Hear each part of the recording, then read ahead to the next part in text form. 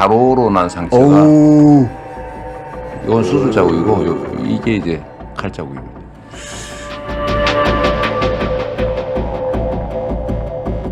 네, 감사합니다.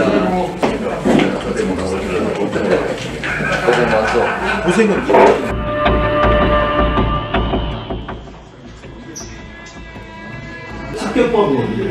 습격법이 왜 그랬는지 모르지.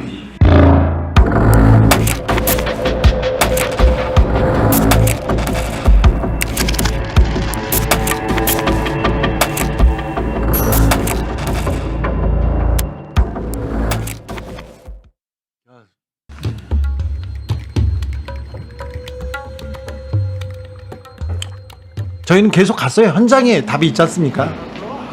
전날 제일 추웠어요. 부산 역사상 10년 만에 가장 추운 날인데 그 옷 좀 따뜻하게 입고 다녀요. 제일 두꺼운 거 입었는데 참고로 제일 두껍다고 하셨는데 찢어진 청바지입니다. 네. 진짜. 이재명 그 대표가 그 현장. 할 때 그때 네. 여기 계셨죠. 예. 네네. 유상영 미리 후보가 와서 그 자리에 있었어요. 네, 많이 도와주셨죠, 둘러보고 진짜. 있었죠. 들러보고 있었어. 들러보다가 그 김진성이라는 그분이 왕관 모자를 쓰고 저한테 와서 팬인 것처럼 하고 아는 척을 했더라고. 아 그때 예. 먼저. 예. 그리고 그 억수로 친한 척하면서 이렇게 팬인 것처럼 예. 저한테. 근데 그때 그 김진성 씨가 여기 있다가 왕관을 쓰고 계속 웃고 있어요. 그러니까 물 청소를 하고도 아직도 지금 저 모습이 이렇게. 저 인상이 어? 물 청소는 왜 이렇게 열심히 했을까요? 인상이 남아있는데. 빨리 했을까요? 그런데 정말 아직도 풀리지 않는. 네. 폭력전과도 없고 그런 일도 없었는데 왜 이렇게 무모한 범행을 저질렀을까? 왜 사람이 이런 사람을 죽일 정도면 엄청난 테러를 저질렀을까? 강화하기 위해서는 엄청난 무엇이 있어야 되는데 이 내부나 영향을 받은 정치 종교적인 이게 뭔지를 좀 밝힐 필요가 있다. 이재명 대표도 저 물어봅니다. 종교적인 영향을 받았습니까? 네. 정치적인 영향을 받았습니까? 물어보더라고요. 기자님도 오죽하면. 편지에 썼죠, 이번에. 알 수가 없는 거죠. 이해가 네. 안 가니까. 안녕하세요. 일단 초등 수사를 담당한 강서경찰서 부산 강서경찰서 갔습니다. 막 들어가는구나 네, 진짜. 이때 또 생각나네요. 정말 그냥 막 막 들어갔어. 들어가는구나 진짜 경찰서. 경찰서장 친구인 줄 알더라고요. 나중에 보니까 저는 너무 막 들어가서 신기하더라고요. 신분증 알겠습니다. 근데 막상 너무 당당하면 말 못 걸어요. 그리고 혼자 들어간 것도 아니고 저희를 다 끌고 들어가니까 그냥 들어와 괜찮아 이렇게 그 과정이 너무 자연스러워서. 네. 그 담당 팀장님 어디 있어요? 전망팀장 지금 오늘 지금 저 3팀입니다. 야간인가? 3팀에서 조사했어요? 김진성이 흉무예요? 저도 기자님이 물어보는 것도 그냥 형사처럼 감사합니다. 자연스럽게 가서 고생하셨습니다. 그냥 고생하셨습니다. 물어보는 게 생각나네요. 아니 기자가 물어보는 거예요 원래. 저 때도 저는 제 아는 경찰을 통해서 이제 물어봤는데 기자님, 큰 기자가 제가 온다고 부산에 그러니까 내려왔는데요. 약간 시끄럽다라고 말을 하더라고요. 아, 내부가 시끄러워졌다. 주진우 기자한테 큰 기자가 오니까 보고서 써야 됩니다. 언론 보도 몇 예상 가지 보고. 여쭤봤어요. 아, 그래요? 네. 그 사건 관련해서 그래서 멘트를 최대한 아끼죠. 질문지 몇 개 주시면은 저희가 수사본부에 전달해서 네. 답은 제가 드릴 수 있습니다. 아 그렇습니까? 알겠습니다. 제가 그러면은 저기 질문을 문자로 넣어드리겠습니다. 예, 문자 주시면 감사하겠습니다. 네, 그리고 수사부장님 뵙고 싶습니다. 따로 수사부장님은 기자 개개인이 면담한 적은 없습니다. 지금은 브리핑하고 백브리핑 다 끝나고 예, 검찰에서 수사를 하고 있기 때문에 네, 지금 따로 그렇게 면담은 불가능합니다. 알겠어요. 소장님, 저는 주진우 기자라고 합니다. 벌써 생각나네요. 그 이재명 대표 사건은 여기서 이렇게 말끔히 잘 처리하시잖아요. 경찰, 그 검찰, 얘기 좀 소방서 해주려고. 여기 다 취재하고요. 그런데 보고가 되고 들어왔을 때 또 가고. 응급 상황이 들어왔다. 이재명 대표가 피습됐다. 저 때도 이렇게 그냥 하면 서장님이랑 그냥 바로 악수하더니 방에 들어가서 얘기했죠. 방에 한번 가보자고요. 그런데 만날 처음에 뭐 전혀 약속도 안 돼 피습됐다는데 소방서는 잘 안 가니까 네. 소장님도 당하신 거예요. 경찰은 자주 가니까 대응팀이 있었고. 아시네요. 저 네. 소방서에 찾아온 기자가 저밖에 없었대요. 맞아요. 자, 저희가 경찰, 검찰, 소방서, 자, 이 사건을 수사하거나 관리하던 관공서는 다 가봤습니다. 그리고요, 저희는 그런 수사기관뿐만 아니라 여러 곳을 갔습니다. 김진성 씨가 왜 그랬을까? 그분이 살고 있었던 아산, 그리고 주변 사람들, 그리고 흉악범이라고 하죠. 칼을 쓰는 사람들도 저희가 다방면으로 취재했습니다. 이쪽도 해야죠, 조성식 기자님. 네. 한쪽으로는 이렇게. 그럼요. 2트랙, 3트랙. 네. 가봤습니다. 아주 유용한 취재원들이죠. 네, 다녀오시죠. 근데 그 사람들은 어디서 봤어요? 어디서 만날까? 저 칼 쓰는 사람들 어디서 만나요? 아유, 또 만나죠. 만나야죠. 또 모텔 갔어요? 아니, 그렇진 않습니다. 통화 좀 괜찮아요? 주변에 칼 쓰던 애들 있잖아요. 칼 쓰던 애들. 저분도 칼 좀 많이 쓰셨어요. 같이 네. 집사님, 사람을 찌른다는 게 쉬운 일이 아니잖아요. 쉽지 않잖아. 아주 조심스럽게 찔렸어요. 근데 이번에 찔른 놈은 예. 아주 기술적으로 잘 찔른 거야. 잘 찔렀다. 주기자. 이거 회장님. 보통 일반인이 칼을 간다, 아니, 보통 테이프를 전화할 때 간다. 폼이 이것도 거의 너무 이건 친한 조금 거의 동료급이에요. 네, 아주 오랫동안 생활한 사람도 쉽지 않겠어요. 혼자서 오래 준비했을까? 아이고 이 사람 뭐그 주기자 무슨 애들이요. 왜? 뒤에 다 있지. 아이 근데 모르겠어요. 감이야. 감으로 할 수 없잖아. 저도 뭘 어떻게 담았는지 몰라요. 지금 처음 보는 거여서. 지금 쫙 이제 정리하는 자, 지금까지 살인 걸어온 미수범의 흔적을 찾아서 아산으로 갑니다. 저희가 부산, 진해, 창원, 아산, 또 다시 서울 왔다 아산, 또 아산 이렇게 계속 갔습니다. 부산도 몇 번 갔고요. 네, 전국을 계속 갔습니다. 지금 보이는 데가 지금 김진성 씨가 하던 여기 사무실. 네, 부동산 사무실입니다. 지금은 치워져 있어요. 단서가 있을까 해서 계속 찔러 칼자국입니다. 저건 사무실 아닌 거죠? 사무실 안에 벽에서 칼로 목 부위를 집중 공격하려고 연습하던 그 자리입니다. 저렇게 칼자국이 패여 있습니다. 섬뜩해요. 그러니까 자기 키에서 이 네. 각도라든지 그것까지 다. 네. 엄청 찍었어. 저 사무실 옆에 있는 나무입니다. 나무에 목도리를 놓고 찌릅니다. 그리고 이재명 대표를 생각하고 그 키와 그 목을 생각하고 그 쯤에다 계속 이렇게 찌르는 연습을 했습니다. 섬찟한데요. 수개월간 한 것으로 보입니다. 칼을 간 것도 수개월인데 뭐 6개월 이상 했을 가능성도 높아요. 그래서 뭐가 어떤 이유로 이렇게 오랫동안 이렇게 엄청난 일을 준비했을까? 누구 배우는 없을까? 그 다음에 누가 이 사람을 이렇게 만들었을까? 계속해서 저희가 취재했습니다. 네. 자, 2차 공판 재판기일입니다. 재판이 끝났는데 지금 김진성 씨 변호사는 계속 이렇게 회피하고 가고 있습니다. 제가 김창규 편집장은 절로 보내고 저는 다른 데로 갑니다. 기자님 무조건 따라가라고. 무조건 따라갔는데 그냥 따라가기만 했어요. 그냥 가버렸어요. 에 대해서 검찰이 낸 증거에 대해서 그 피고인 측에서 아무도 뭐 부정하지 않았습니다. 증거 동의를 다 했습니까? 다 했습니다. 그러면 그 증거 다 인정돼서 그럼 재판 끝났겠네요? 재판 끝나서 예. 그래서 김진성 씨는 최후 변론을 하겠다고 최후 변론을 준비해 온 상태였습니다. 그런데 변호사도 동요하고 그 다음에 검사 측에서 아닙니다. 증거에 대해서 다시 따져봐야 됩니다. 기일을 한번 달라고 얘기했습니다. 김진성 씨도 이 습격범도 다툴 게 없어요. 뭐냐면 동기. 내가 왜 이 일을 범행을 저질렀는지 동기에 대해서 말하게 해달라 이 얘기만 했고 나머지는 다투지 않겠다고 했어요. 본인은 할 말만 하고 싶다? 네. 그럼 안 들어줬어요? 안 들어줬습니다. 자, 안 들어줬습니다. 왜 김진성의 입을 막아야 하는 건지, 왜 이 사건의 동기에 대해서는 얘기 안 하는지. 여보세요? 선생님, 주진우 기자입니다. 안녕하세요. 부선생 내가 한 15년 됐어요. 그 사람 안지. 예. 근데 그 한 15년 전에 보니까 보수다 이제 이런 생각이 들더라고요. 근데 보수든 어쨌든 뭐 진보든 뭔 상관이 있어. 근데 어느 정도 하느냐가 문제고. 그렇죠. 그 사람이 너무 좀 빠져 있어. 이렇게 그러니까요. 보면. 그래서 내가 그 사고 나기 그때까지 한 달에 한 번 가나 사무실을 가도 이 농담 다른 얘기를 하다 보면 어느샌가 이제 또 이렇게 정치 얘기로 흘러. 그러면 아유 나 이건 뭐 갑자기 일을 안 했네. 그리고 이제 뭐 가볼게요. 그러고 그냥 오고 그러는데 좀 이 골 골수로 빠졌어. 골수라고 얘기하죠. 골수. 저기 그럼 선생님한테 저기 수사받을 때 무슨 얘기 하셨어요? 검사 대질 신문할 때 뭐 김진성이가 나한테 심판하겠습니다 한 적 있느냐? 있다. 있는데 내가 그 소리 듣고 심판은 국민이 하는 것이지 당신이 하는 게 아니다. 나 내가 분명히 얘기를 하고 하기 전에 심판을 했을 경우에 당신 가족은 완전히 박살난다.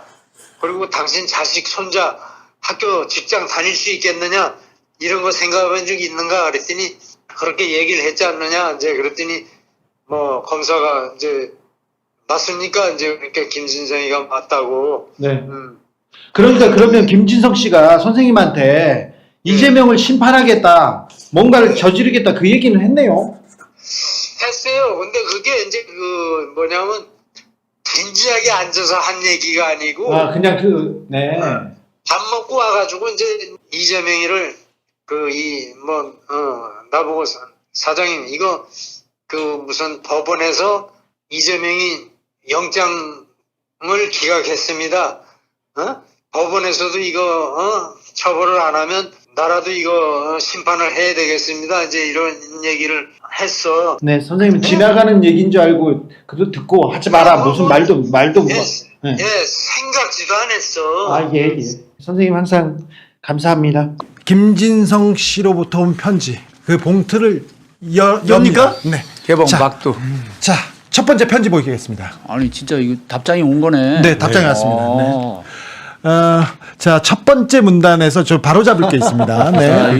네. 지금 특종이네, 특종. 네. 자, KBS 시사 프로그램 진행하다가 사장이 바뀌면서 자진 사퇴하고 나온 사람 정도로 기획된다고. 저를 알고 계세요? 그런데 자진 사퇴한 거 아니고 쫓겨난 겁니다. 쫓겨난 거. 주차장에서 잘렸잖아요. 네, 잘렸습니다. 네. 맞아요. 주진우 기자님, 관심 가져주셔서 감사합니다. 주 기자님을 모르지만 바깥 세상에 있을 때 들은 바로는 김어준과 같은 성향의 이념적으로 왼쪽에 포지셔닝 된 사람, KBS 시사 프로그램 진행하다가 사장이 바뀌면서 자진 사퇴하고 나온 사람 정도로 기억되는 분입니다. 세상에 하고 싶은 말이 있다면 전달하겠다고 하셨지만 나의 반응이 왜곡돼서 전달될 가능성이 있다고 판단되어 못 본 채 지나치려고 했습니다만 하룻밤 자고 나서 생각이 변했습니다. 주 기자님 팀에서 내 처와 자식들에게 취재차 접근했다 이야기를 변호사를 통해 들은 기억이 나더군요. 또 일부러 서울에서 부산까지 와서 내 재판을 방청하고 아산의 부동산 사무실을 찾아 주변 이웃들에게 나에 대한 평가도 듣고 특히 구치소 내 수용번호를 어떻게 찾아서 편지도 넣으시고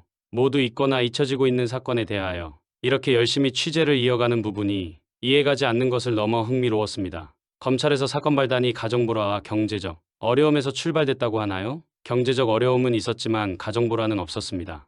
검찰이 범죄 배경을 요약하면서 사실과 다르게 자기적인 틀을 설정해놓고 주변 사실들을 부풀리거나 왜곡시켜서 설정된 틀 안에 끼워 맞추기를 시도하는 과정에서 나를 아주 못쓸 인간으로 만들었습니다. 법정에서 바로 잡겠습니다. 죄 지은 거는 벌 받고 잘못된 거는 바로 잡아야지요. 사건의 진상을 파악하시는데 도움되라고 2권의 문건을 보내드립니다. 나를 매개체로 이재명에게 알려지고 싶은 건지 이재명을 야단치고 싶은 건지 주 기자님의 취재 열정의 원인이 후자이기를 바라봅니다. 단식 중에 힘들어 답장합니다. 2024년 3월 21일 김진성.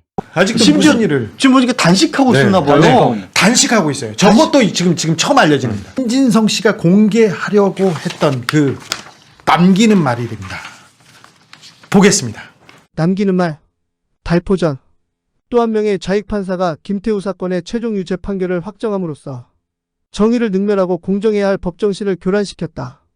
김태우가 폭로했던 권력형 비리를 저지른 당사자들은 지금도 거리를 활보하고 있는데 공익신고자였던 그는 좌익판사의 형식 논리에 희생물이 되어 공직에서 쫓겨난 것이다. 대한민국엔 추상 같고 북한 대지편의 선자들에겐 부드러운 봄바람 같은 재판정 분위기는 여전하니 세상을 어지럽히는 좌익 판사들의 망나니 짓이 계속되고 있다. 청주 창원간첩단 사건의 진행 과정이나 헌법재판소의 소위 검수안박법 유효정 그리고 민노총 소속 간첩 혐의자가 붉은 변호사들을 동원하여 국가정보원장을 고발하는 사태 등 간첩들의 사법투쟁과 사법부의 종북 세력이 호응하여 결과적으로 사법부가 대한민국엔 다리를 부러뜨려 주저앉히고 이적 세력에게 면책 또는 책임 경감도구가 되므로 본연의 기능이 정상 작동되고 있지 않다. 정권은 바뀌었지만 이렇듯 시국 사건 진행 양태를 보노라면 아직도 사법부 주류가 김명수 좌익 세력의 진지 역할로 공고하고 소수 자유주의 판사들이 저항하는 수준이다. 일례로 전남나주 출신의 한자익 판사는 김명수에 의해 서울중앙지방법원장으로 임명된 후 영장 전담판사 3인을 모조리 동종판사로 보직시켰다. 이재명의 불체포 특권 포기 운운은 좌익 판사들의 구속영장 기각과 불구속에 대한 확신에서 나온 눈속임 동작이고, 그 후 대선까지 불구속 상태에서 장기적 사법투쟁에 돌입할 준비를 끝냈다는 다른 표현에 불과하다. 김명수의 퇴직은 얼마 안 남았지만 이렇게 수십 수백 명의 또 다른 김명수가 법원 곳곳에 암약하며 김일성 주의자들의 뒷배경이 되어주고 있는 셈이다. 친북행위자 처벌법을 제정할 수 있는 정부를 만들지 못하거나 북한대지 집단이 종식되지 않는다면 우리 법정에서 최소 한 세대 이상 좌익 판사를 보게 될 것이다. 이들이 동색인 놈을 단죄하고 적절한 처벌을 가할 수 있겠는가? 별개로 놈은 자신에 대한 특검법을 발의케 함으로써 기존 검찰 수사를 짓밟고 자신이 지정하는 좌파 정치검사에게 재수사를 맡기겠다는 의사를 분명히 했다. 마치 도둑놈이 자신을 조사할 수사관을 자신을 변호하고 옹호할 사람으로 물색해 스스로 선임하여 자신이 원하는 수사 결과를 갖겠다는 것이다. 오늘 내가 처단하는 놈은 인간의 외피를 두른 사악한 뱀이다. 이런 추악한 놈이 유력한 정치인으로 전국의 한켠을 휘감아지고 국민을 기만하는 더러운 혓바닥질이 허용되는 것도 국민의 일인으로 더 이상 용납할 수 없거니와 천우신조로 얻은 역사 발전의 순방향성을 자격도 없는 흉악한 놈에게 정권을 가로채어 영유하도록 방치할 수는 없는 것이다.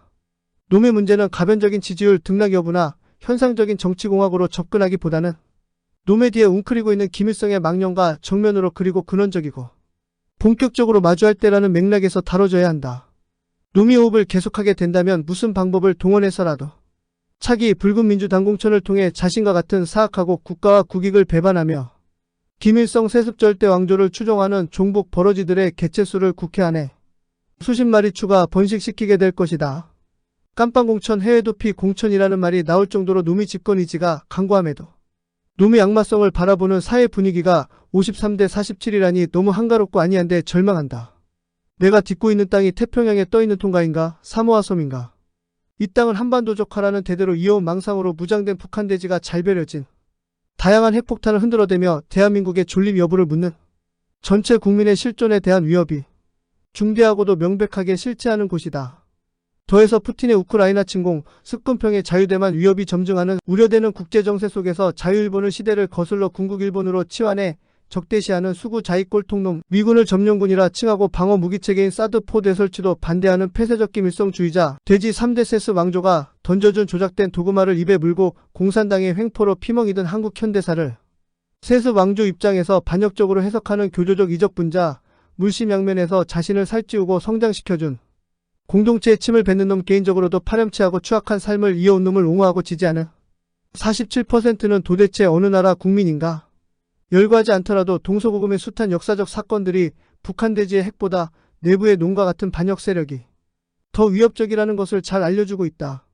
이렇게 느슨하고 안이한 상태가 지속된다면 장차 혁명 진지화된 사법부의 놈에 대한 면책 또는 경감성 단죄와 북한대지 놈의 펌프질이 작용하여 놈이 정치적 탄압 또는 보복의 대상으로 미화되는 사회 분위기로 반전됐을 때 차기 대선 결과를 가늠하면 현기증이인다. 지난달 돌출된 민주당 돈봉투 사건과 코인 사건을 두고 성급한 판단들이 회자되지만 한두 명 구속시키거나 제명 처리한 후 앞으로 심기일전에서 잘하겠습니다 하고 악어의 눈물을 보이며 꼬리 자르기 하면 이 여름이 끝나기 전에 까맣게 있는 것이 이 나라 선동된 민심의 흐름이다. 본질을 흐리는 격가지 돌출 변수에 자유인들까지 초점이 흐려져선 안 된다. 현재의 민도와 언론 행태를 보면 지역적인 사건과 상관없이 47이 53으로 둔갑되는 것은 얼마든지 가능하다. 이를 근본적으로 저지하고자 함이 오늘 행동의 당이고 목적이다. 대가리를 쳐내니 몸뚱이와 꼬리는 남은 자유주의자들이 정상화된 법치를 통해 소멸시켜주기를 기대한다. 오늘 행동은 이 땅의 주인들이 눈 시퍼렇게 뜨고 살아있다는 것을 보여주기 위하여 그리고 취한 영혼들을 흔들어 깨우기 위하여 선택한 몸짓이지만 법치를 벗어난 행태임을 또한 안다. 함께 가는 것이 정도를 벗어난 행동에 책임지는 자세다. 정부가 큰 줄기에서 방향을 제대로 잡고 열심히 하고 있지만 김기현의 당이 패배주의에 함몰되고 만국의시류에 기각거겨 허둥대고 있다. 자유의 깃발을 곧주 세우고 명분과 사실관계를 국민에게 제대로 충분히 알림으로써 선동된 민심을 마취해서 깨어나게 하는 것이 사는 길이요, 선동된 민심이 커 보인다고 해서 그 민심에 영합하는 것은 모두가 죽는 길이다. 내년 총선이건 차기 대선이건 전략적으로 대한민국 세력, 대기밀성 반역 세력 간의 싸움 구도로 가져가야 할 것만 기본 전술부터 터무니없는 자해 자학적인 당운영을 통해 선동된 민심에 접근하는 걸 보면 김기현은 본질적으로 놈들을 처리하기엔 역부족이다. 내전 상황임을 체감하지 못하니 근본적으로 시국진 단부터 문제가 있어 보인다. 참으로 개탄스럽고 그 처리가 자유인들의 큰 숙제가 아닐 수 없다. 반역적으로 해석하는 교조적 이적분자, 물심양면에서 자신을 살찌우고 성장시켜준 공동체에 침을 뱉는 놈, 개인적으로도 파렴치하고 추악한 삶을 이어온 놈을 옹호하고 지지하는 47%는 도대체 어느 나라 국민인가? 더 못 믿을 건 언론 매체다. 상징적으로 반역적이고 시대착오적인 수구 자익들을 진보라는 이름으로 분칠해주고 북한 대지에게 국무위원장 호칭을 붙여야 한다는 민원노의 사주를 충실히 수행함으로써 나라 전체의 용공 분위기를 추동하여 작용화를 촉진함으로 결과적으로 이적 세력에게 부역하는 언론 매체가 대부분이다. 하루빨리 건강한 자정이 일어나지 않는다면 외부의 이미 바로선 언론을 강제할 것인데 더는 수치스러운 상황을 자초하지 말기를 충고한다. 그리고 이 땅의 자유인들이여, 우리의 자유를 북한 대지와 가짜민족, 반역 패거리로부터 지켜내기 위하여 처한 상황을 진단하고 선택된 처방을 실천하는데 용기를 내시라. 공짜는 없다. 더욱이 상대가 놈들과 같이 악성불금 바이러스 보균자라면 말할 것도 없다. 그 대가로 허공에 솟구쳐 휘날리는 핏물이 요구된다면 이 땅의 자유인으로서 숙명적으로 받아들여야 한다. 그것이 무섭고 두렵고 겁나서 뒷걸음치며 밀려 여기까지 왔지만 이렇게는 놈들을 극복해낼 수 없다. 김일성의 망령이 깃든 아이들의 역사교과서 내용 중 북한 서술 부분을 보면 이건 글자 그대로 정치 선동책자이며 21세기 개명천지하에서 버젓이 대놓고 조작된 거짓을 가르치는 것인데, 이렇게 아이들의 머릿속에 붉은 바이러스가 침투되는 것이 허용돼선 밝은 미래는 신기루일 뿐이다. 어떻게 막아내고 정상화시킬 것인가? 건강하게 오래도록 잘 살고 싶다는 인간의 소박한 바람은 당연한 것이지만 모두가 공동체의 존립 여부에 관심 없이 즐거운 일상만 추구한다면 바람은 바람만으로 끝날 것이다. 종국엔 국채 변경을 해서 대한민국 해체를 목표로 하는 놈들이기에 변형된 형태로 북한 대지가 대한민국의 등에 빨대를 꽂아 단물을 빨고 국가 운영은 그 하수인이 맡아 전체주의적 공포정치와 현금과 식량의 배급정치로 국민 일반의 삶의 질을 베네수엘라 상태로 가져가는 형태가 가능. 구미 제국과 달리 자유인들의 가치 있는 삶은 대한민국의 안위와 불가분의 관계에 있으며 이점이 부인된다면 자유주의의 핵심 구성 요소인 자유로운 개인이 이 땅에서 증발될 수 있음을 직시해야 한다. 총만 안 들었을 뿐이지 지금은 전쟁 상태다. 밖으로 핵기업과 안으로 놈들과의 역사전쟁, 이념전쟁이 치열하게 진행되고 있는 시기라는 점을 감안하며 비상한 시국엔 특별한 일을 수행할 특별한 인물이 요구되는데 이 땅의 자유인들은 이에 부응할 수 있어야 한다. 거친 싸움은 내년 총선 이유가 될 것이다. 서로 가반이 된다 한들 놈들이 뿌려놓은 수많은 악법과 제도적 장치들이 순순히 제거될 것 같은가? 지금까지의 방법으로 저들이 다뤄져선 우리에게 승산이 없다. 북한 대지의 대한민국 내 전위 조직 중 하나인 민노총이 순번제로 분신 자살을 감행하면서 죽음파리에 나선 것에서 볼 수 있듯이 죽기로 달려드는 빨갱이 한 마리에 잘 살고 오래 살겠다는 방식으론 자유인 10명이 당해내지 못한다는 경험을 지난 세월에서 비싸게 치르고 얻지 않았는가? 정부와 공권력에만 맡겨두어서는 결코 안 된다. 한 달 전 KBS 방송 내부에서 긍정적인 신호가 전해졌다. 좌익에 부역하는 편파 방송을 지적하고 비판하는 내부의 목소리에 재갈을 물리려 협박하는 사건이 한 사람의 용기 있는 기자에 의해 폭로됐다. KBS가 특정 지역 민노총 출신들에 의해 제압된 사실이 알려진 건 어제 오늘 일이 아니지만 그들의 종북적 반역적 행태에 순응하지 않고 길들여지지 않는 기자는 살아남지 못하는 언론 매체 내 부구조가 또 한 번 세상에 확인된 셈이다. 이런 상황은 개별 방송국 KBS에만 국한되지 않는다. MBC, SBS 방송을 비롯해 각종 종편과 케이블 채널, 신문사를 포함한 모든 매스미디어가 비슷한 처지에 놓여 있다. 이 영풍을 외롭게 홀로 내버려 두지 않은 자유인들의 움직임은 매우 고무적이다. 여유 있는 자유인들은 지갑을 열고 있고 다른 자유인들은 발품을 팔아 농성장을 격려 방문하고 해당 유튜브에 호응하는 댓글을 달고 있다. 이런 현상은 더욱 확산돼야 한다. 법원안, 경찰안, 국정원과 군조직 내부에서 또 기능별 전문가 집단 안에서도 그리고 사찰과 성당, 학교와 노동 현장, 신문사와 다른 방송사 안에서도 소설가와 연예인 모임 내부에서 직장과 동호인 모임 안에서도 광범위하게 우리 사회 모든 영역에서 자유인들이 스스로 나서서 붉은 무리들을 각계격 파해나가는 것이 제대로 된 자정이 되고 나라의 정상화를 이루는 것이다. 머지않아 붉은 사제와 수녀, 붉은 땡중, 붉은 접장, 북한 대지와 결탁된 붉은 노조와 붉은 연예인들이 그들의 선동된 군중을 앞세워 거리를 가득 메우고 대한민국의 정상화 노력을 가로막고 설 것이다. 효순 미선 단순 사고 사건화로 시작된 레퍼토리가 광우 병계담, 박근혜 계담, 사드 전자 파괴담 등등에서 오늘은 후쿠시마 핵폐수로, 내일은 민노총의 노동 탄압 반대 정교조의 교권 침해 반대로 변화해 나갈 것이다. 매번 공동체가 거짓말에 속아 넘어가니 자신감도 불고 신도 날 것이다. 그런데 광우병으로 죽은 사람이 한 사람이라도 나왔나? 아니, 광우병으로 의심되는 환자가 한 명이라도 나왔는가 말이다. 오히려 15년 동안 수입산 쇠고기 소비량은 당시보다 급속하게 늘었지만 아무 문제 없다는 사실을 우리 모두 경험적으로 알고 있자는가. 이렇게 새빨간 거짓말에 매번 속수무책으로 당할 것인가. 우리 사회가 구성원들의 학력이 비교적 높은 사회로 일컬어짐에도 불구하고 진위구분 피하구분, 선악구분이 이렇게 안 되는 이유가 뭘까? 다양한 경로를 통해 의식적이건 무의식적이건 뇌수에 붉은 바이러스가 침투되면 그렇게 되는 것이다. 거기에 문재인 들어 종북자에게 편승하는 것이 먹고 사는데도 도움이 되는 일부 사회경제적 구조 변경이 이루어져 저들의 세력이 오히려 강화된 측면이 있음을 알아야 한다. 그런데 자유진영은 어떤가? 윤석 열정권이 들어서면서 안심코드로 이완되고 느슨해진 측면이 확연하다. 이럴 때가 아니다. 자유우파는 뿔뿔이 흩어진 개인뿐이니 자금력과 조직력을 갖춘 여러 개의 거대한 좌익 패거리를 극복해내려면 자유진영에도 구심점 있는 강력한 조직적 결사체가 요구되는데 가능한 현실적 방법으로 기독교 주도의 자유마을 주민들을 중심으로 광화문시월 항쟁 세력이 재결집해야 하고 이에 순수자유인들이 적극 동참해야 한다. 기독교적 순교정신이야말로 저 악성 콜레라균을 능히 불태울 수 있기 때문이다. 여러분들이 적극 나서지 않으면 저 콜레라균 같은 붉은 무리들을 해체시켜 무력화시키기는커녕 콜레라라는 중병으로 우리가 죽게 되었음을 잊으면 안 된다. 그리고 북한 동포 여러분, 북한돼지 일가족의 절멸은 언제나 일어날 것인가. 어려운 일이지만 한목숨 걸면 못 해낼 일이 없다. 거사가 완성되면 평화적으로 자유통일된 한반도 7,500만 국민국 가구성원 모두에게 자유롭고 번영된 미래가 열린다. 천년만년 한국사에 길이 남을 영광된 족적을 남기는 일이라면 한목숨 걸 만한 가치 있는 일이 아니겠나.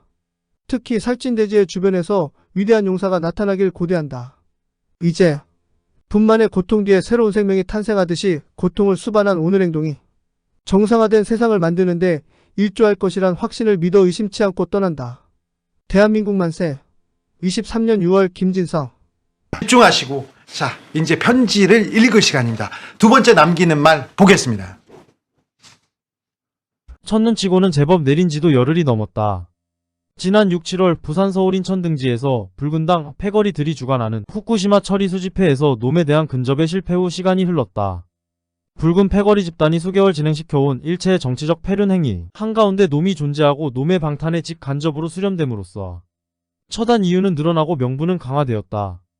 양평 고속도로 진행건, 새만금 잼버리 대회 잡음 등이 그렇고 김정중 유창훈 일당이 사법적 결사항전이 놈의 구속기소 거부 사태로 표출됐다. 이동관 그리고 한동훈과 수사검사들에 대한 탄핵, 김건혜에 대한 특검법 발의는 말 그대로 정치적 패륜 행위로서 행안부 장관의 경우처럼 붉은 당의 법적 실익이 전혀 없는 단지 윤석열 정권의 정치적 부담을 가중시킴과 흠집내기 시도로 유리한 총선 입지를 도모함과 동시에 놈에 대한 사법적 단죄의 국민적 열망을 호도하는 데 초점이 맞춰져 있다. 시사점을 던져준 의미 있는 거는 강서구청장 선거에서 김태우 후보가 대패한 사건이다. 내가 읽기에 진교훈을 찍은 부류는 셋으로 분류된다. 붉은 바이러스에 감염된 자들이나 세상을 거꾸로 읽는 배 아픈 자들이야. 어쩔 수 없지만 배고픈 사람들은 돌려낼 수 있다. 배고픈 사람들에게 정해라거나 국가 미래를 염려하는 아우성은 그들의 귀에 도달하기 전에 허공으로 흩날린다. 그들의 절박함은 문재인의 현금 살포가 그립고 김정은의 배급제도의 호기심이 발동할 수도 있다는 걸 잊지 말고 정책적 배려가 뒤따라야 한다. 그렇다고 좌익 포퓰리스트들처럼 무담보 대출을 늘리고 현금 살포를 다시 빚내서 재개하자는 게 아니다. 24년도 정부 예산이 긴축 편성됐음에도 기초생활수급자나 노인복지, 장애인복지는 강화되고 있는데 그런 점에 대한 홍보가 너무 빈약하다. 경제적으로 실패한 극소수는 어쩔 수 없지만 정부로부터 외면받고 있다는 가짜뉴스가 가난한 사람 모두에게 확산되는 것은 막아야 한다. 1인당 GDP가 3만 불을 넘었다지만 그 혜택을 제대로 보지 못하고 있는 일반 영세 자영업자나 그 언저리에 있는 사람들은 내수경기 위축 등으로 고통받고 있는데 강서구가 특히 그런 곳이다. 그런 사람들에겐 대통령 해외 순방 시 우리의 국가 역량에 걸맞는 국제적 책임과 역할에 마땅히 부담해야 하는 해외 원조도 마땅치 않게 받아들여질 수 있다는 점을 유념할 필요가 있다. 사회적 경제적 약자에 대한 끊이지 않는 관심과 사회 안전망 강화는 신자유주의 철학에 배치되지 않을 뿐더러 그 분야의 지평은 오히려 확장해 나가야 한다. 저들은 게으르고 나태하기만 해서 가난한 게 아니다. 자신의 노후를 돌볼 틈 없이 치열하게 살았던 노인세대, 민노총, 한노총의 자기들이 배타적 배불리기 등에 몰두한 억지에 밀려 정식 직원이 못되고 제2, 제3협력 업체에서 적은 월급으로 가게를 꾸려야 하는 젊은 가장들, 열심히 노력했지만 손님이 절대적으로 줄어들어 한숨 짓는 자영업자들. 예를 들면 민노총과 한노총의 폭력, 정치 권력을 제어하고 통제하지 못한, 그래서 노동시장의 경직성을 해소시키지 못한 정부의 책임도 있지 않은가. 파괴 세력의 거짓 선동을 효과적으로 방어하지 못해 선동된 국민들에 의해 수산물 기피 현상으로 피해 입은 자영업자들에 대하여 정부가 책임이 전혀 없다고 할 수 있겠는가. 분류상으론 세 부류 중 하나지만 유권 자수자 측면에선 절반이 넘을 거라고 본다. 차기 총선용으로서가 아니라 향후 정부의 정책 정무계 중심이 이곳에 머물러야 한다. 진심을 담아 이들을 배려하고 설명하고 이해시킬 수 없으면 모든 선거가 어렵다. 놈의 다른 재판권과 분리되어 유일하게 기대를 걸었던 위증교사 재판도 그 진행을 마음만 먹으면 어렵지 않게 늦출수 구자룡 변호사 있다고 하니 놈이 호흡을 이어간다면 기어코 차기 붉은 당 공천권을 행사할 가능성이 현실적으로 매우 커졌다. 똑같은 자들이긴 하지만 그동안 주로 전대협 출신들의 옹립을 받아오던 놈은 노회한 586보다 젊고 힘센 혁명전사 들을 수혈하려는 듯 한종련 출신의 강의원 등을 주변으로 끌어모으기 시작했다. 한편 놈의 부재시 놈과 관련된 일체의 재판이 중단될 수 있다는 점이 걸렸는데 생각해보니 놈이 아닌 이화영, 김용, 정진상, 김만배 등의 진행 중인 재판을 통해 놈의 죄상은 밝혀질 것이라고 본다. 후일 자기들의 희생을 보상해줄 주체가 사라졌는데 떨거지들이 긴 세월의 구속과 많은 벌금을 온전히 감당하려 할까? 그에 비해 자유의 깃발을 고추 세우는 것에도 민생의 세심한 돌봄에도 성공하지 못한 김기현은 나름의 생존 연장 도구로 벽안에 선무당을 끌어들였는데 서툰 건무의 칼끝이 어디로 향하고 있는지 불분명하다. 그가 무색무취의 선량 151명을 국회에 입성시킨 들 붉은 패거리 15명도 당해내지 못하는 오합지졸이 산파가 되지 않기를 바란다. 바라기는 하루빨리 정리하고 비대위를 구성하여 사회경제적 약자 배려와 자유주의 철학에 투철하며 능동적이고 적극적 성향의 인재들을 모아 총선 채비에 나서야 하는데 원희룡과 한동훈에 거는 기대가 크다. 나의 행동이 그들의 노력에 최소한 방해가 되지는 않아야 한다는 측면에서 뒤돌아보거네 총선의 악영향은 제한적이라고 판단했다. 오히려 붉은 집단의 제대로 된 분열의 가능성이 있다. 은인자중하고 있는 소위 비명제 입지가 강화될 것이고 소위 개딸이라고 명명되는 광신도들의 에스컬레이터에 승차된 놈의 떨거지들은 놈의 유지를 받든다는 미명하에 가던 방향애로의 선명성을 부각시킴으로써 붉은 당의 총체적 분열로 이어져 질이 멸렬될 가능성도 있는데 점차 김일성주의자들의 쇠락으로 연결되기를 기대한다. 처단이 완성되면 당장이야 전국이 긴장될 수밖에 없고 정부는 즉각 정치적 테러로 규정하고 철저한 배후 규명과 엄정한 법 집행을 약속하겠지만 존재하지 않는 배후를 자유정부가 어떻게 창조하겠는가. 정치 세력들은 갖은 성토를 합창하겠지만 광신도들을 제외하면 대부분 원하는 바여서 길지 않은 시간에 잦아들 것이다. 100년 전 선배들이 제국 일본으로부터의 독립을 위해 몸을 던졌다면 오늘 나는 제국주의자들보다 10배 더 사악한 파괴 집단의 수괴를 공동체에서 완벽히 격리시킴으로써 자유인들의 구국 열망과 행동의 마중물이 되려 한다. 국가도 사법 시스템도 엽기적인 뱀 한 마리를 제대로 걸러내지 못하고 있으며 오히려 사악한 파괴 집단에 의해 갈등과 분열이 증폭되어 나라가 야만적인 방법으로 아수라장이 되어감에도 이 상황이 전혀 관리 또는 통제되지 못하고 있다. 놈이 사라진 오늘이 이세락의 시발점이 되어주기를 소망한다. 후일 4대주의자이면서 민족 반역자이자 희대의 살인마인 김일성의 후예들을 몰아내고 이 나라가 건강하게 재건된다면 진실을 알게 될 후세 자유인들이 나를 영겁의 침묵에서 끌어올려 역사의 법정에 세울 것이며 그때의 평가가 내 관심사다. 이 땅의 모든 자유인들이여 모두 나서서 저학성 콜레라균들로부터 근사한 이 나라와 우리 체제를 지켜내자.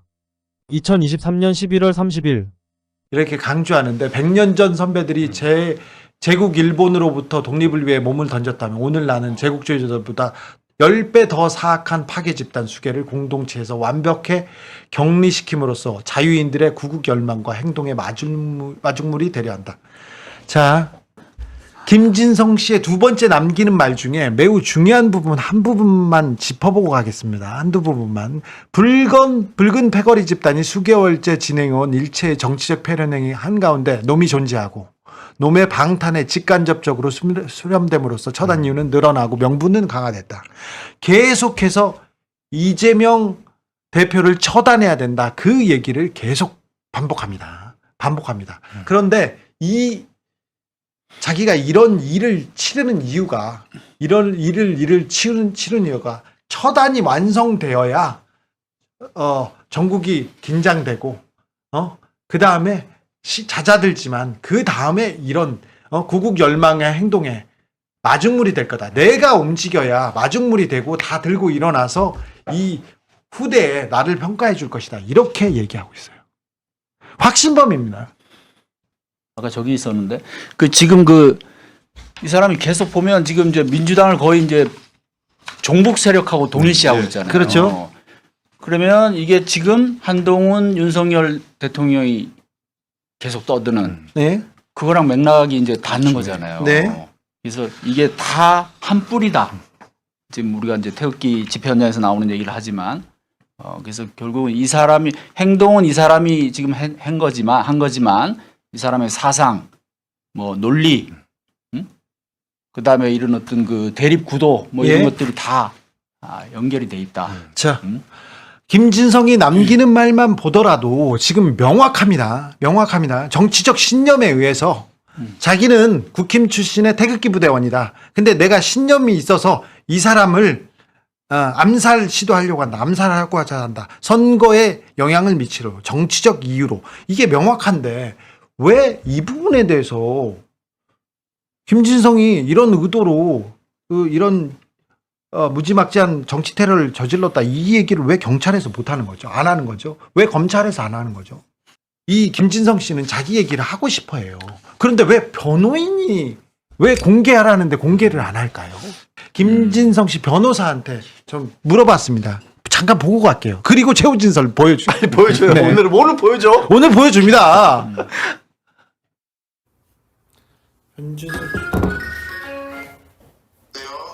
변호사님, 저는 주진우 기자입니다. 안녕하세요. 기자님. 네. 저 그냥 별로 드릴 말씀이 없어요. 죄송해요. 네네. 저 너무 이상하게 찍으셨더라고요. 저번 영상에서. 아, 그래요? 그거 잘못됐네. 조심하셨어요. 아유, 죄송합니다. 그거 누가 그렇게 찍었어? 우리 편집장이 그렇게 찍었어? 네. 주진우 기자님 식구들이겠지요. 네네. 아니, 근데 뭐 변호사님한테 변호사님을 이상하게 찍거나 이상하게 그럴 거는 아니죠. 네, 근데 제가 드릴 말씀은 없고요. 제가 뭐 취재에 도움을 안 해서 일단 정말 인간적으로 정말 죄송해요. 자, 변호사님 하나만 물어볼게요. 죄송해요. 네. 아니, 입장문 공개를 김진성 씨가 원하는데 왜 공개하지 않습니까? 죄송합니다. 별로 중요하지도 않은데 제가 그렇게. 왜냐면은 이런 말씀을 드릴 수 있는 게 이거는 사적인 부분이라서 또 이게 어차피 유튜브에 나가실 거잖아요. 네네. 저도 거기에 대해서 일단 그 기자님이 궁금해하실 거는 충분히 이해가 되지만 저도 저희 나름대로 일단은 입장이 있어서 그걸 제가 속 시원하게 공개 못 드린 거는 정말 죄송합니다. 알겠어요. 네. 태극기 집회에 너무 세뇌되셨던데 김진석 씨가. 네. 그 부분은 제가 뭐 드릴 말씀은 없고요, 기자님. 네, 알겠습니다. 나중에 다시 뵐게요. 알겠습니다, 기자님. 네, 죄송합니다. 들어가세요. 나중에 뵙겠습니다. 절대 아니에요. 사정 때문에 고려해 달라는. 아유, 알아요. 입장이 또 있죠. 알겠습니다. 나중에 뵙겠습니다. 다른 일로. 네. 최후 진술서라고 이름이 붙은 김진성 씨의 2024년 3월 심경글을 공개하겠습니다. 최후 진술서. 김대영 검사님, 그리고 변준석 변호사님, 두 분 수고하셨어요. 판결이 나면 성실한 수용 생활로 책임을 다하겠습니다. 다만 이 자리를 빌어 본 사건이 생성된 이유 또는 경위에 대하여 잠깐 말씀드리려 합니다. 박근혜 전 대통령 탄핵 이후 대한민국은 겉으로는 큰 문제 없이 멀쩡해 보였지만 내면에서는 자유민주 세력과 집권민주 또는 인민민주를 지향하는 세력 간의 역사문화 이념 전쟁이 치열하게 진행돼 왔습니다. 최근 상영된 두 편의 영화 서울의 봄과 건국 전쟁이 상징적예가 될 겁니다.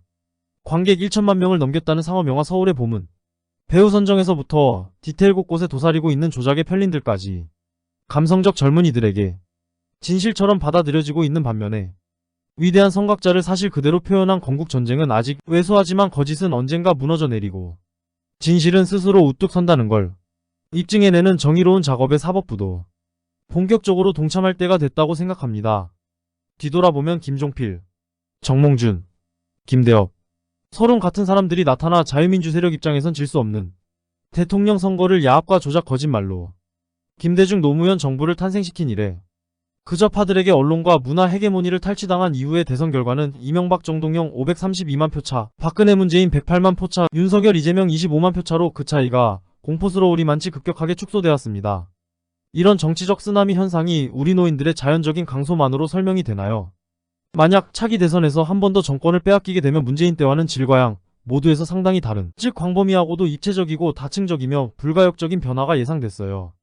더불어민주당의 입법 독재는 언론의 양비론에 힘입어 국민 시선 따위는 아랑곳하지 않고 중대재해처벌법 전면 시행처럼 세상을 강제하고 있는데 설상가상 아직도 사법부 내에 배회하고 있는 경향적 왼쪽 기울기를 수면 상태로 복원시킬 자정 기능을 자체 내에서 기대할 수 없는 상황이라면 차기 대선의 승패는 싱겁게 결정될 것입니다.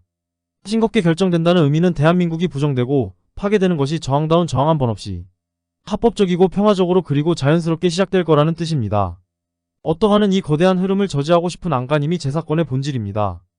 그동안 김명수 사법부 및 그 연장선에 있었던 각종 권력형 비리 사건, 시국 사건 등에서 노출된 재판자 연사례 및 불공정, 편하 판단과 사법권, 독립을 심각하게 훼손하는 사법의 정치와 법 앞의 평등을 무시하는 위헌적 정치재판 등은 국민 다수의 우려와 불만을 야기시켜왔고 이는 사법부 전체에 대한 총체적 불신으로 이어져 왔습니다. 예를 들면 작년 9월에 있었던 이재명의 구속수사를 거부한 서울중앙지법의 판단은 박근혜 전 대통령이 구속수사와 비교하면 명백하게 불공정하고 편파적인 판단이었으며 통상적인 근무연한을 효과하면서까지 한자리에 눌러앉아 조국 관련 사건과 울산시장 선거 개입 사건 등을 2년 이상 지연시킨 김미리 판다. 또 좌파 성향의 개인적 소신을 노무현 사가 명예훼손 사건 판결에 투영시켜 정치적 판결을 한 박병곤 판사, 그리고 제주 창원 청주 간첩단 사건 등의 진행을 지켜보면서 너무 황당했습니다. 특별히 더불어민주당 대표 이재명이 피의자 신분인 여러 개 재판 중에서 한 건이라도 공정하고 신속하게 진행되어 지온리에 대합당한 처벌이 있었거나 처벌될 것이 예상되는 관리 일환은 정확한 없었더라도 수 본 사건은 일어나지 않고 추이를 지켜보면서 더 기다렸을 겁니다. 그 중에서도 이재명이 피의자인 공직선거 재판에서 파생된 위증교사 재판은 재판 일정 자체가 담합 거래가 의심되는 재판입니다. 사건이 복잡하고 규모가 방대한 사건이라면 공판 준비기일을 60일 또는 90일 더 필요하다면 180일이라도 허용돼야 하겠지만 해당 위증교사 재판은 범죄 구성 형태가 아주 단순하고 간단할 뿐만 아니라 진상이 다 밝혀진 명백한 사건으로서 바로 재판을 시작해도 전혀 무리가 없을 사건임에도 작년 10월 16일 기소된 이후 특별한 이유 없이 무려 82일을 허송하고 해를 넘겨 2024년 1월 8일로 공판일을 정한 것은 매너리즘에 빠진 상투적 재판지연을 넣어 권순일 김만배의 재판거래 의혹 사건을 떠올리게 하는 또 다른 형태의 재판거래로 인식되어 이재명에게 더불어민주당의 공천권 행사를 완성시켜주려는 의도가 내재된 재판지연임이 제 마음속 깊이 각인되었고 이것이 사법부에 대한 기대를 포기하고 직접 이재명 처단을 결행하게 된 결정적 동기였습니다. 이제 김명수 사법부 및 그 연장선에서 진행되는 정도를 벗어난 일체의 재판, 진행 사례 등에 대하여 신임 대법원장의 대국민 사과를 요구합니다. 이를 계기로 사법부를 대대적으로 일신하는 그래서 사법부 내 새로운 기능이 진착돼야 대한민국이 살고 사법부도 삽니다. 후속 조치로 재발 방지 조치도 강구해 주십시오. 그리고 저의 변명문 공개를 결정할 수 있는 검찰 수뇌부에 요청합니다. 아비가 자식과 처에게 남기는 유언장이 수사기관에 의해 전달이 차단되고 우체국을 통해 압수되는 상황이 오늘날 자유정부와의 수사기관에서 발생했습니다. 즉시 돌려주기 바랍니다. 또 저의 변명문도 공개해 주시기 바랍니다. 수사가 끝났으니 수사에 방해되는 것도 아니고 이해 당사자인 쌍방 모두가 공개를 원하고 있으며 사이코패스니 하는 사실과 다른 저에 대한 음해에 대해서도 오해를 풀고 싶습니다. 또 이 사건이 무슨 의도로 일어나게 됐는지에 대한 국민적 관심이 확대된 것과 비례해서 늘어난 국민의 궁금함도 공개를 통해 해소시켜주기 바랍니다. 2024년 3월 김진성 씨의 알리는 걸 남기는 말 최후진술서를 읽고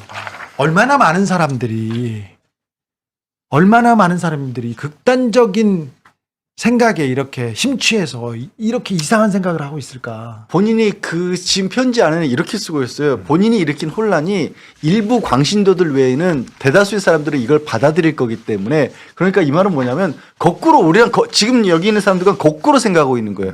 우리 같은 사람들이 극소수인 거고 오히려 대부분은 자신의 일을 환영해 줄 거라고 믿고 있는 그런 상황인 거잖아요. 자기는 역사에서 평가받을 거라고. 근데 이 사람의 이런 말을 뭐가 뒷받치냐면 기성 정치인들조차도 색깔론, 종북주의 이런 얘기를 하니까 이런 사람들 입장에서는 야, 대한민국의 기성 정치인도 이런 얘기 하잖아.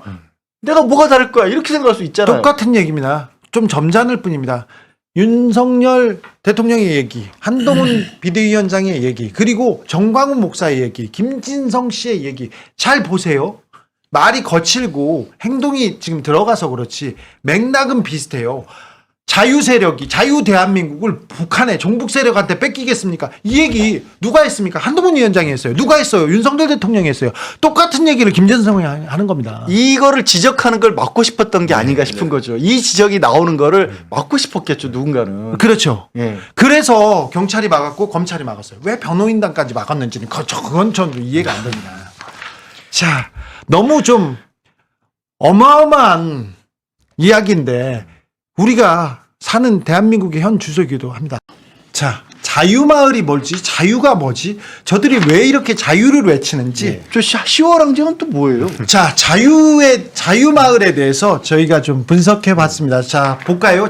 자유마을이 뭐지요? 김창규 편집장. 좀 생소한 단어라서 잘 모르시는 분들이 많을 텐데 한마디로 줄이면 정광훈 목사가 주도하는 우파 마을 조직입니다. 경제 조직이에요. 경제 생태계. 아예 경제 마을을 묶겠다고 지금 정광훈 목사가 얘기합니다. 네. 참고로 2023년 12월 기준으로 정광훈 목사가 회원 수가 560만 명이 넘었다고 했습니다. 그래서 정교 분리를 반대하고 이승만을 계승하고 박정희를 계승한다. 자, 그러면서 외치는 게 자유마을이 잘 돼야 이승만, 박정희, 윤석열을 세운다. 이 얘기를 계속합니다. 자, 태극기 집회장으로 가보겠습니다. 제가 갔습니다. 자유마을 저기 있구나. 네, 자유마을 다 흘려 있습니다. 3.1절 태극기 집회입니다. 저기는 광화문입니다. 저 녹색 있지 않습니까? 저거 자유마을이에요. 여기 의성 자유마을, 저기 자유마을, 동네 자유마을도 다 있습니다. 저 녹색, 저기 강원 행성 다 자유마을입니다. 저기도 자유마을이죠. 지역 이름을 붙여서. 예. 자유마을이요. 저 색깔이랑 글씨가 새마을 운동을 떠올리게 그대로 만들었죠. 아, 그런 거구나. 그렇죠. 자, 그런데 자유마을은 경제 공동체라는 게 또 중요해요. 이거 여기 돈 내라는 거 아니에요? 그렇죠. 경제 공동체를 만들어서 그 돈을 모아서 가치를 창출해서 좌파들의 자각력을 다 저지하겠다라는 겁니다. 저건 뭐예요? 고객센터? 자유마을 홈페이지에 들어가면 이렇게 나옵니다. 자유마을 들어가면 홈페이지도 있어요. 그래가지고 Q&A도 있고요. 그래서 자, 언론을 조정하고 대중매체 수준을 저하시켜라. 이게 조용한 혁명 10개명이고요. 자, 마을별로 이렇게 어디가 경기 부천이 지금 올라갔습니다. 대구가 올라가고 있습니다. 이게 상당한 세력입니다. 저건 보험회사 사무실에 저렇게 있는 거. 그것도 붙어라. 뭐 이렇게 그래요? 실적 경쟁하듯이. 경조해. 실적 경쟁을 시키는 거네요. 네. 저기 자유마을 카드도 있습니다. 네. 카드? 자유마을 카드인데요. 네. 자유마을에 회원 가입을 하고 이 카드를 집회 현장이나 사랑제일교회 그리고 각 자유마을 조직에서 받아서 등록을 하면은 정식으로 자유마을 회원, 그러니까 기독교 우파의 상징적인 신분을 가지게 되는 겁니다. 저 카드로 뭘 쓸 수도 있어요, 살 수도 있어요. 물건 구입돼요? 이 카드는 그냥 이제 상징적으로 이제 회원 가입을 하는 거고, 딴 선교 카드나 이런 신용카드로 연결된 건 또 따로 있습니다. 그것도 가입해야 되라고 합니다. 일종의 그 신분증 비슷하게. 네. 회원증. 네, 회원증이죠. 참고로 요 카드 외에도 그 수행해야 하는 6가지 미션이 있는데요. 뭐예요, 뭐? 첫 번째로는 자유일보. 자유일보. 자, 자유일보는 정광훈 목사가 만든 신문입니다. 전 현직 대표가 모두 정광훈 목사 자녀입니다. 그리고요. 그리고 두 번째로 방금 보신 카드, 이 카드를 가입하고요. 그리고 퍼스트 모바일이라고 또 정광훈 목사의 자녀가 60% 지분을 가지고 있는. 이건 뉴스에서 봤어요. 네. 거기에 또 가입을 해야 됩니다. 정광훈 목사의 아들한테 정광훈 목사가 사랑제일교회를 물려주려고 그래요. 그러니까 세습은 반대해야 되는 거 아닙니까? 북한 반대하면서 맨날 세습 반대하는데 왜 북한 반대하면서 자기가 교회를 세습합니까? 이건 세습이 아니고 인계. 에이, 인계나 세습이나 아니야, 이건 인계라고 해줘. 그 얘기가 저하고 인터뷰에 나옵니다. 자, 그리고요. 그리고 광화문 옵이라는 앱을 가입해야 되는데, 이 앱을 가입하면은 광화문 집회 소식과 뉴스를 들을 수도 있고 연계해서 쇼핑몰을 이용할 수도 있습니다. 그렇습니까? 네. 자, 그리고 5번째로는 이 선교나 이제 자유마을 카드와 연계된 신용카드를 가입하고요. 네. 자, 이게 기사고 이게 특종인데 그런 댓글 지금 계속 올라오고 있습니다. 사실 그렇습니다. 자유마을 카드는요. 자, 우파의 소속감뿐만이 아니라 조직력으로 봅니다. 그런데 노후를 보장받는 막 그런 연금 얘기도 합니다. 노후 보장? 네. 이 모든 미션을 다 수행하면은 노후 연금으로 100만 원을 받을 수 있다고 광고하고 있습니다. 네. 진짜. 이거 하면서 돈 내면 사기 냄새가 나. 그렇죠. 이거 하고 돈 내면 연금 받을 수 있어. 막 아파트 얘기도 합니다. 아니 신용카드는 그럼 은행에서 발급을 해주는 거예요? 네, 다 연계되어 있습니다. 은행이 지금 우리 공식적으로 네, 대한민국 공식적으로 은행에서 연계되어 있습니다. 농협이랑 신한이랑 다 연계되어 있습니다. 네, 농협 선교 카드가 있고요. 신한은행 자유마을 카드도 있습니다. 네. 이미 여기까지 가 있습니다. 아니 자, 이게 웃을 일이 아닌데 어처구니가 없어서 온라인 쇼핑몰도 있어요. 온라인 쇼핑몰 이름이 광화문 온입니다. 네. 네. 유튜브도 막 있고요. 자, 기독교 우파 관련 유튜브를 하루에 한 번씩이라도 신청하고 구독하다. 이것도 운동합니다.